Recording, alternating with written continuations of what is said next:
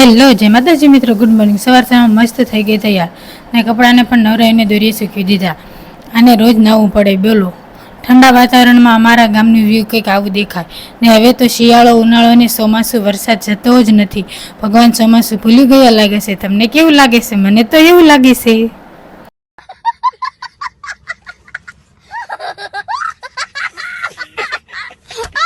દાળ વઘારવાની હતી એટલે ડુંગળી, ટમેટા ને મરચાં કટિંગ કરવા બેસી ગઈ। બપોરે જમીનની પગથિયા ચડવા લાગી ધીમે ધીમે। આજે હું તમને વાટું બનાવતા શીખવાડીશ। 4 વાગ્યા એટલે વાટું બનાવવાની હતી એટલે રૂ લઈને પહેલાં મસ્ત ગોળ ગોળી બનાવી નાખી। કરી નાખ્યું રૂમાં પેક। મારી વાટ મસ્ત બનીને થઈ ગઈ તૈયાર।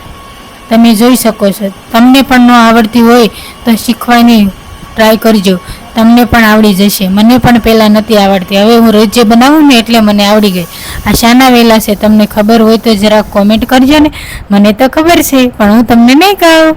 લઈ લીધી ખીચડી, મગ ચોખાવાળી નહીં પણ કુરકુરિયાવાળી। પછી ખાઈ લીધી પાણીપુરી। તો ચાલો મિત્રો પાણીપુરી ખાવા। આજે તો હું ખીચડીને પાણીપુરી ધરાઈને ખાધી। ક્યારેક ક્યારેક આવું મસાલાવાળું ખાવાનું મન તો થાય ને। તમને થાય છે કે નહીં? મને તો થાય। ફરી કાલે મળીશું નવા વિડીયો સાથે। જય માતાજી મિત્રો। વિડીયોને લાઈક, શેર, સબસ્ક્રાઈબ કરજો।